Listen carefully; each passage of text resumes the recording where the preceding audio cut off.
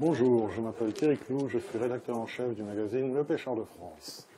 Aujourd'hui, je vais vous parler d'un type de poisson nageur qui s'appelle le stickbait.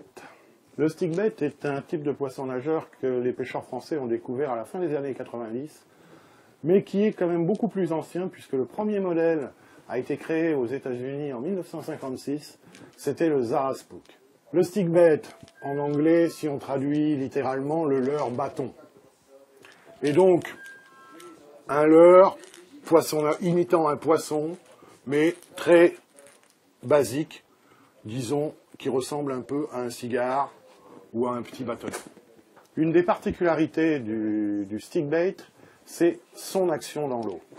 Il est dépourvu de bavette, c'est donc sa forme et les tractions que le pêcheur va lui imprimer qui vont le faire nager.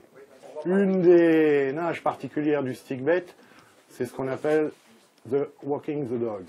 C'est un leurre qui va flotter et sur une traction, il va partir à droite, puis sur une seconde traction sur la gauche, et ainsi de suite. Il va avoir une nage en zigzag, exactement comme un chien qui se promène au bout d'une laisse, qui va voir à droite, qui va voir à gauche. Cette nage particulière, assez erratique à gauche, à droite, imite celle d'un petit poisson qui est soit blessé, soit qui est complètement désorienté, qui ne sait plus trop où il va. Évidemment, cette attitude en fait une proie facile et les carnassiers attaquent volontiers. Au départ, les stickbaits étaient des leurres flottants, c'est-à-dire que toute l'action se passait à la surface.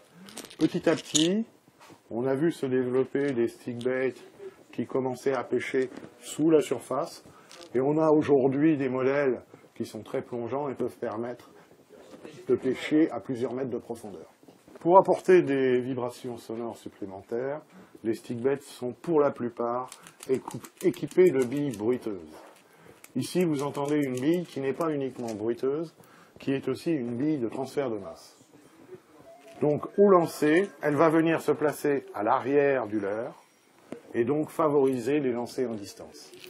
En action de pêche, elle va aussi avoir une action prépondérante, puisque au lieu de flotter à plat comme ça, elle va descendre et le leurre va se retrouver dans cette position-là, avec juste la tête qui sort de l'eau. Donc là encore, nous avons une position, je dirais, anormale d'un poissonnet, donc une proie facile pour le carnassier.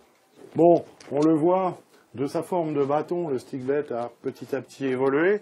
On a eu des formes qu'on a appelées bananes, mais toujours avec le même type de nage, toujours avec les mêmes approches. Aujourd'hui, nous avons également des formes beaucoup plus imitatives, en forme de poisson, et toujours avec cette nage zigzagante, ce walking the dog, et cette nage erratique qui attire tant les carnassiers. Donc, depuis maintenant presque 60 ans, le stickbait a bien évolué. De flottant, on a des modèles coulants, qui plongent plus ou moins profondément. On a des formes qui se sont rapprochées des formes naturelles du poisson. Et on a bien sûr des billes qui ont soit un rôle, je dirais, attractif par les ondes sonores qu'elles ont, soit également un rôle mécanique par les mouvements qu'elles induisent dans le travail du leurre. Pour conclure, moi je vous conseille d'utiliser les stickbaits à chaque fois que vous trouverez des poissons actifs, parce que la nage du stickbait est réellement très attractive pour tous les carnassiers, qu'il s'agisse de brochets, de perches et même de cendres. Utilisez des modèles flottants dès que vous avez des herbiers, disons de mai à fin septembre, mi-octobre, sur les chasses dans les alevins, que ce soit des perches, des brochets. Et puis petit à petit, en début ou en toute fin de saison, passer à des modèles coulants qui sont tout aussi efficaces. Voilà, vous savez ce qu'est un stickbait et vous avez déjà les grandes lignes de son utilisation. Ne vous privez pas de ce plaisir.